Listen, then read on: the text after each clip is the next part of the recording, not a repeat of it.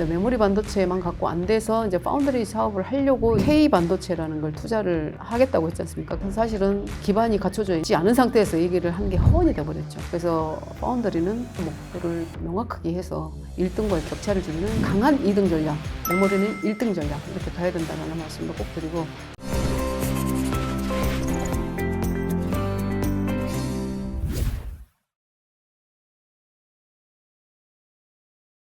이 아까 네. 반도체 인재 육성을 위한 뭐 법적 제도적 지원이 현재 부족하다는 뭐 취지의 네. 말씀도 해주셨는데 제가 제목 수준에서 언급하자면 스탠퍼드 컴퓨터공학과 정원 서울대의 10배 네. 게임 되겠나 네. 규제 꽁꽁 묶인 K대학 뭐 이런 보도도 나온 적이 있습니다. 네. 이런 규제 같은 게 뭐 클러스터 조성하는 데뿐만 아니라 대학교까지 좀 많이 제약을 하고 있다고 보여지거든요. 네. 이런 문제는 어떻게 해결해야 대한민국의 대학 수는 어마어마하게 많지 않습니까? 그런데 제가 다른 부분이 있어요. 이게 대한민국은 과연 대한민국을 지키는 산업, 필연 산업이 무엇인가? 우리가 전 세계에서 우리가 주도권을 가지고 있는 우리를 함부로 할 수 없는 산업이 뭐예요? 반도체지 않습니까? 네, 반도체. 다른 거 있습니까?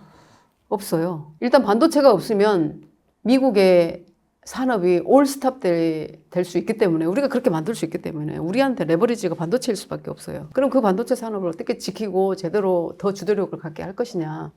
그러려면 결국은 사람이거든요. 근데 사람인데 이 사람을 배출하는 기술 인재를 배출하는 어떤 대학들을 우리가 보자고요. 근데 지금 교육부에서도 어떻게 할 방법이 없을 겁니다.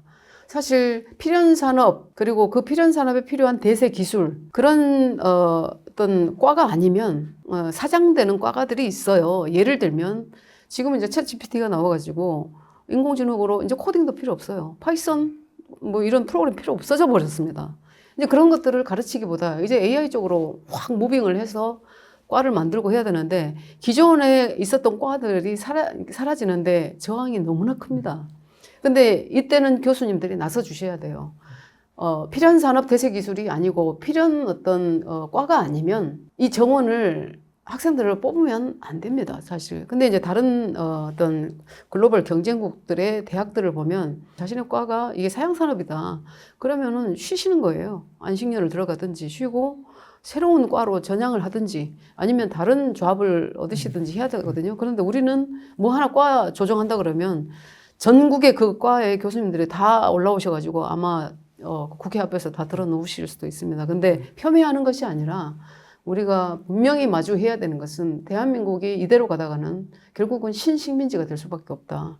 그 신식민지를 막아야 우리 젊은이들의 희생을 막을 건데 그 대학 입학생들 한 사람 한 사람 머리가 내 밥그릇이라고 생각하는 분들이 있어서는 안 된다. 저는 이런 말씀을 드리면 또 교수님들한테 혼날 수도 있습니다만 네. 근데 대한민국의 교수님들은 절대로 그런 교수님들이 아니셔요. 적어도 국가를 생각하고 우리 젊은이들의 미래를 생각하기 때문에 그런 부분은 아마 협의에 의해서 조정을 다 해주실 거라고 믿습니다. 그리고 새로운 산업에 또 교수님들도 공부를 열심히 하셔야 되거든요. 근데 가장 중요한 과들은 뭐냐면 제가 봤을 때는 가장 기본이 되는 건 수학입니다.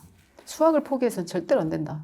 그래서 수포자가 없는 대한민국을 만들어야 되는데 그런 수포자 없는 국가를 만드는데 가장 노력을 하는 국가가 대만이에요. 네, 일본도 그렇고 대만도 그렇고 반도체를 중심 산업으로 삼겠다는 나라들은 절대로 수학을 포기시키지 않죠. 그 다음에 수학 위에 이제 물리, 화학, 뭐 유기화학, 고체 물리 플러스 그 다음에 컴퓨터 이런 부분들이 이제 소프트웨어 쪽으로도 한 산업이기 때문에 그런 쪽으로 인재들을 배출해 줘야 되는데 문제는 뭐냐? 이 인재들을 제대로 배출하기 위한 로드맵을 짜는 데가 교육부인데 교육부가 이런 일을 제대로 할 수 있으려면 그런 법안들을 만들어 줘야 되는 게 입법부인데 지금 입법부가 뭐 하고 있어요? 지금 거리로 나가고 있지 않습니까? 네. 이건 말도 안 되는 일이죠. 네, 저는 이제 이런 말씀을 좀 꼭 드리고 싶었습니다. 네. 마지막으로 또 더 하실 말씀 있으십니까? 호국신산, 호국신기, 호국신인 이렇게 얘기를 하고 있잖아요. 근데 지금 의대 입학 정원 늘리는 것 때문에 나라가 정말 시끄럽습니다. 그런데 이것도 정말로 국가를 위한 어떤 사명감을 가지고 그런 소명을 가지고 제대로 토의를 하고 정책을 입안하고 법안들을 만들어 나갔으면 좋겠습니다. 한정된 학령 인구 중에서 과연 대한민국을 살리는 산업이 무엇이냐를 분명히 마주해야 되는데 아까 말씀드렸던 것 그 키워드는 대한민국의 필연 산업, 대한민국의 대세 기술이 뭐냐 의술도 될 수 있습니다.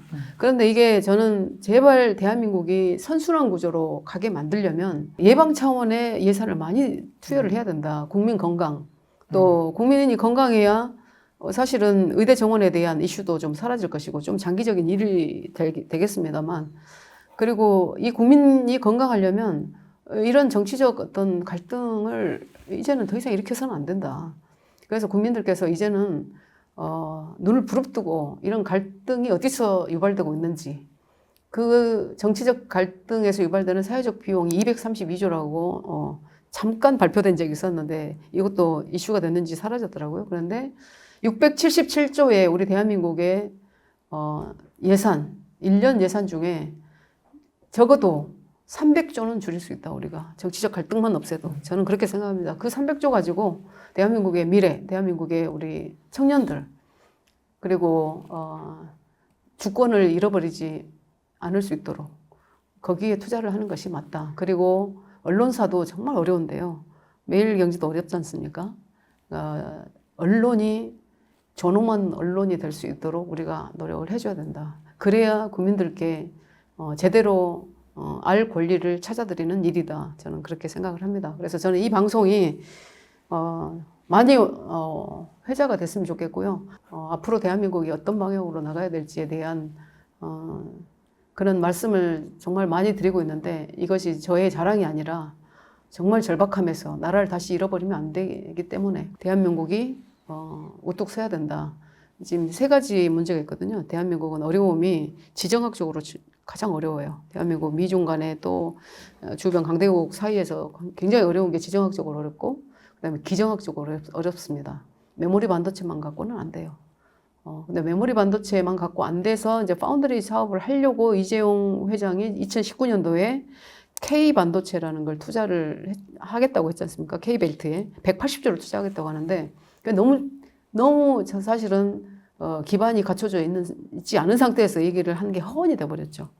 그래서 파운더리는 2등 하는 목표를 명확하게 해서 1등과의 격차를 줄이는 강한 2등 전략, 메모리는 1등 전략 이렇게 가야 된다라는 말씀을 꼭 드리고 그것에 국민들이 함께 해주셨을 때 대한민국은 누구도 건들 수 없는 나라, 과학기술 패권국가 그리고 내적으로는 세계를 선도하는 부민강국, 국민이 잘 사는 강한 나라, 부민강국이 될 수 있다.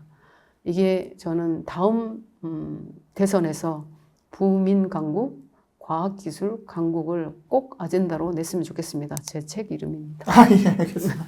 한번 읽어보겠습니다. 네. 마지막으로 있지 않습니까? 우리가 해고라고 하면 해고에 들어있는 굉장히 그 부정적 어떤 의미가 있지 않습니까? 네. 마치 자신의 뜻과는 관계없이 회사에서 잘렸다 이거거든요. 네.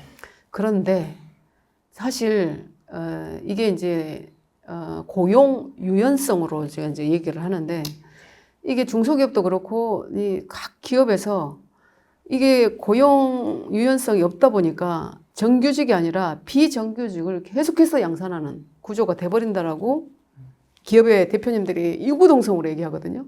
이거하고 똑같아요. 사람이 몸이 건강하려면 잘 먹고 어떻게 해야 돼? 잘 배설을 해야 돼요. 네. 근데 먹기만 먹여놓고 배설을 못하게 막아놓은 거거든요. 그럼 죽게 돼 있으면 썩게 돼 있어요. 근데 이제 무조건 어떤 해고가 아니라 자발적으로 자신의 어떤 커리어를 성장시킬 수 있는 어떤 기업의 어떤 시스템이나 문화가 갖춰지려면 적어도 고용 유연성은 우리가 갖춰야 된다. 이 말씀을 꼭 드립니다. 그 정의당이 사라진 이유를 제가 가끔 말씀드리는데 가슴 아픈 일입니다만 노동을 대변하는 정의당의 어떤 아젠다가 이 노동의 패러다임이 완전히 건너가 버렸어요.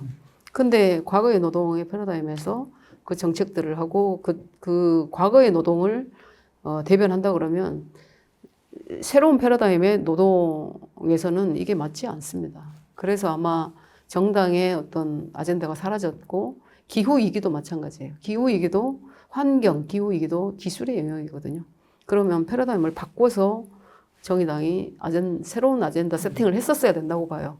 근데 지금은 어떤 정당도 어떤 이 새로운 패러다임의 어떤 노동, 새로운 패러다임의 어떤 산업 이런 것들을 제대로 뒷받침하지 않으면 결국은 국민들에 의해서 정당이 사라질 것이다. 저는 그렇게 생각을 하고 있습니다. 네. 예, 그 정치권의 각성을 강력히 촉구하시는 양양자 의원님 말씀 잘 들었습니다.